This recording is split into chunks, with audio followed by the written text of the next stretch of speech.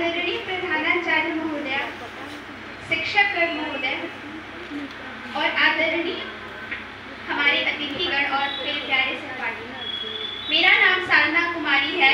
मैं महंत महादेवानंद महिला महाविद्यालय के स्नातक भाग 1 की छात्रा हूँ। आज मुझे आप सबके समक्ष खड़े होकर बड़े ही गर्व का अनुभव हो रहा है कि मैं स्वयं एक छात्रा होकर महिलाओं की शिक्षा पर बात करने जा रही हूँ। शायद मैं जो बोलने जा रही हूँ वो एक हर एक महिला की आवाज है, लेकिन चाहकर भी वो अपने समाज को बता नहीं पा रही है। शिक्षा, कहते हैं शिक्षा एक ऐसी चाबी है जो हमें सफलता के शिखरों पर पहुंचाती है। लेकिन अफसोस तो इस बात का है कि आज भी हमारे समाज में कुछ ऐसे लोग रहते हैं जो शिक्षा के महत्व को नहीं समझते। कुछ लोग शिक्षा के महत्व को समझते भी हैं तो मात्र पुरुषों की शिक्षा को मान्यता देते हैं। ये बात तक उनको अंदाजा तक नहीं है कि महिलाओं की शिक्षा का महत्व क्या है और इसका हमारे समाज पर कितना गहरा प्रभाव पड़ेगा।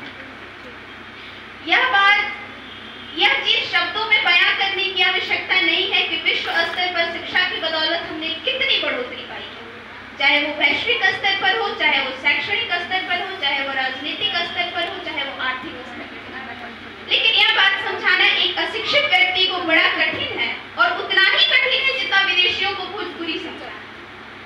बात यहाँ बिहार की हो रही है तो भोजपुरी का आना तो स्वाभाविक है। खैर, बिहार नहीं, महिलाओं की शिक्षा पर पाबंदी आज से ही नहीं बल्कि कई प्राचीन समय से चली आ रही है। अब तो खैर लोगों को धीरे धीरे यह आभास हो रहा है कि एक कुशल राष्ट्र के निर्माण के लिए महिलाओं को शिक्षित होना कितना आवश्यक है। जब जब ये गलतफहमी लोगों के बीच आई है कि शिक्षा महिलाओं के बस की बात नहीं है, तब तब महिलाओं को जब भी अवसर मिला है तब तब उन्होंने इसका करारा जवाब भी दिया है। मुझे नहीं लगता कि महिलाओं की शिक्षा और 2050 का बिहार दोनों अलग अलग मुद्दे हैं। मुझे लगता है ये दोनों एक मुद्दे हैं और दोनों का अटैचमेंट एक दूसरे से जुड़ा हुआ है, चाहे किसी भी स्तर पर जुड़ा हुआ हो। जब एक महिला किसी बच्चे को, कुशल बच्चे को और स्वस्थ बच्चे को जन्म दे सकती है तो वह कुशल और शिक्षित राज्य को भी जन्म दे सकती है।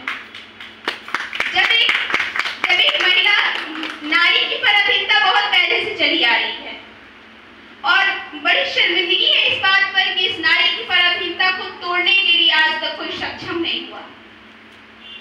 बड़ी ही शर्मिंदगी के साथ ये बात कहनी पड़ रही है कि नारी की स्वाधीनता कोई नहीं समझता। If any girl asks to their parents that what is the identity of a woman, so their parents explain to her that if you get married so you will understand that what is the identity of a woman।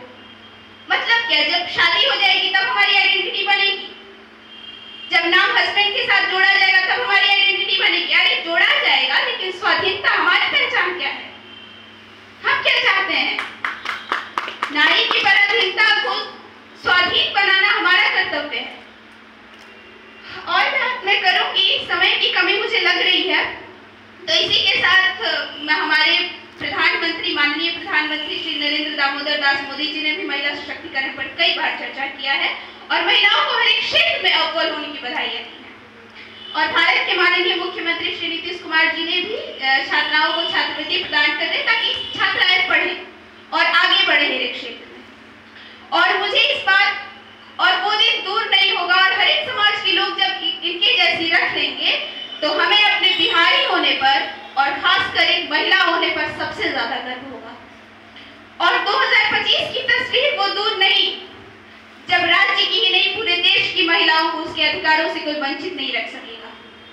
2050 का बिहार तस्वीर हर एक क्षेत्र में लोग बिहार को सर्वोपरि मानेंगे। इसी के साथ मैं अपनी वाणी को विराम देती हूँ।